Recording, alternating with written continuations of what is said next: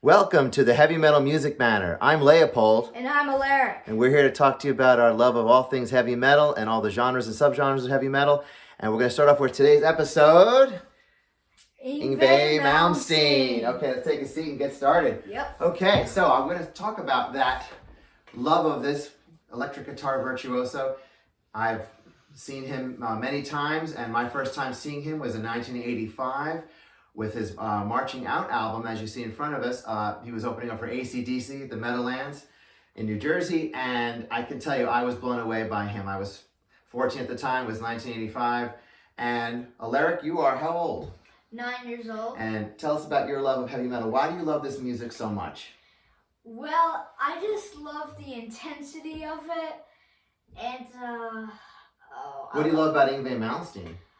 Well, for one, I love that he's very diverse, and also I always love classical, and I always love metal, so it's basically putting classical and metal together, and you get Yngwie Malmsteen, so that's why I think he's such an amazing music artist. And that's a good point. The key difference when we talk about Yngwie Johann Malmsteen from Sweden is that here is a composer, a truly living composer, a person writing music in a classical style. It's just he plays the electric guitar, right? Exactly. Yeah, so it's very different from, say, someone like, Metallica's playing with an orchestra. The orchestra's kind of playing two Metallica's songs already written, which were not written for an orchestra. So what you have here is a genius, really, in my book, in my opinion, if you want to listen to somebody making new classical music, but just on electric guitar. Yep. So, I'm Leopold and Alaric, and Alaric is going to talk to you about the album Parabellum that just came out, and not too long ago. And did you see? We just went to go see Yngwie, didn't we, recently? Yep. Yeah. What were your thoughts about seeing him live for the first time? Well, Yngwie did not age whatsoever, and every song he played was incredible, and I was just really surprised after how fast you could play the electric guitar. And was it just speed though that impressed you? What about the writing of the music of the songs? It wasn't just speed that impressed me. Yes, like you said, the writing of the songs was incredible. Yeah.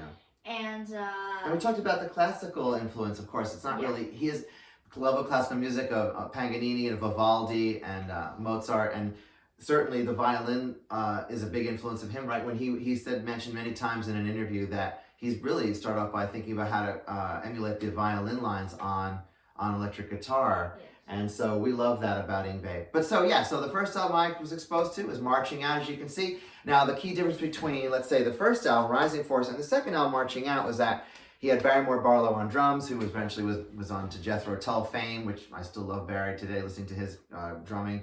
But all those Jethro Tull albums were amazing. Barry was great. But somehow that didn't work out. And then Jens Johansson, the keyboardist, who did he recommend to Yngwie? Who did he say to bring? Do you remember?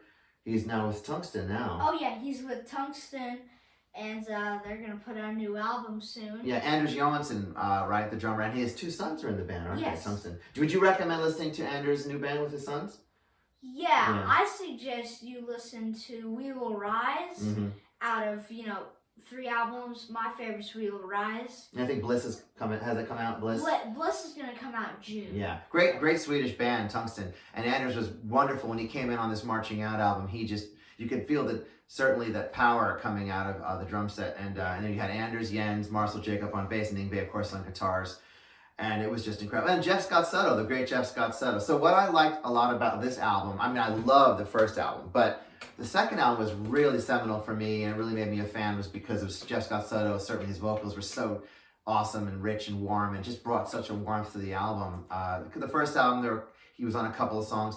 But this newest tour, right, Parabellum, we just saw, Alaric, the song Yngwie sang Now Your Ships Are Burned, which that was for me was a highlight. Now, let's go on to, now we have this situation where I'm an older music fan. Of course, my son Alaric, he is, how old are you, Alaric? 9. 9, and so would you say heavy metal is your favorite kind of music? Yeah. Yes, and for sure. You listen to a lot of stuff, but this is what stuck. Well, so now I feel like all I've been listening to for year or so is just metal. Yeah, and he's gotten quite knowledgeable about it. But so with that said, we're going to go from kind of the older albums, my generation of Yngwie. Let's start pressing on to some of the newer albums. Now, tell us about World on Fire. Well, What's your feeling about World on Fire? That came out not too long ago. This is 5 out of 5 stars. Yeah. Any tracks stand out for you as being Well, the two special?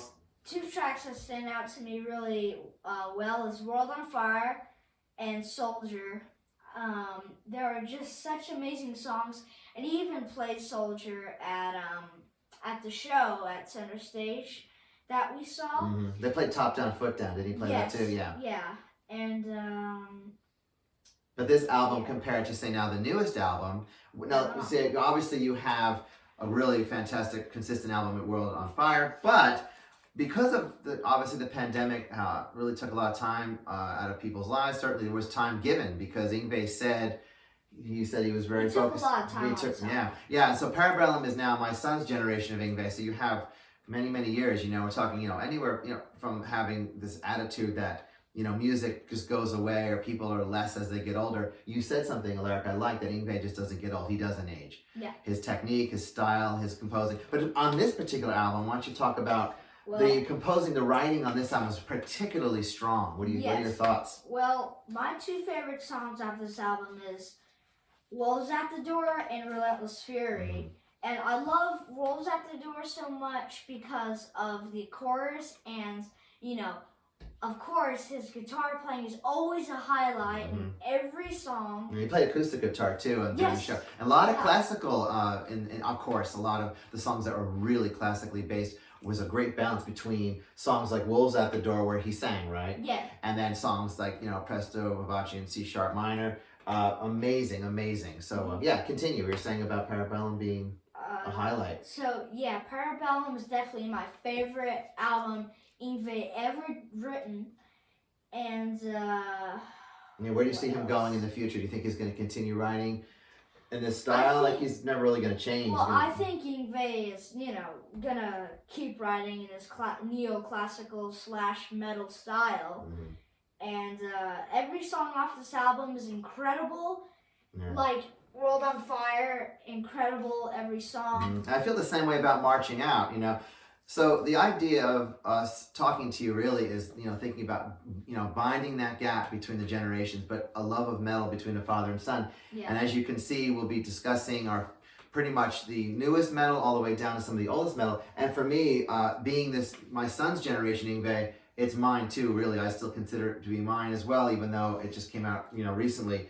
But boy, I'll tell you, if you have not heard this or seen Yngwie live, you're missing out on an amazing show. Yeah. It's really incredible. And we saw him at Center Stage, yeah. Yes. And you could show the people out there, he's got this official Yngwie shirt. Yep. And so really good stuff. And I think that, I got, my shirts, at shows. We try to only get our shirts at the shows. Yeah. Yeah. But now, we're going to go ahead and say thank you for watching this first episode. We're going to, what's going to be next week's topic?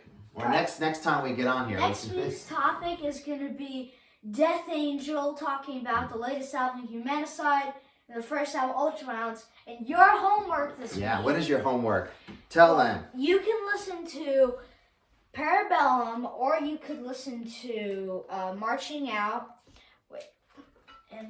Or you could listen to World on Fire. Just personally, I think you should listen to Parabellum first. But he just writes incredible music. And that concludes our episode of Heavy Metal Music Manor. All right. Round! We'll see you next episode. Talk about Death Angel. Take care. Thanks for watching.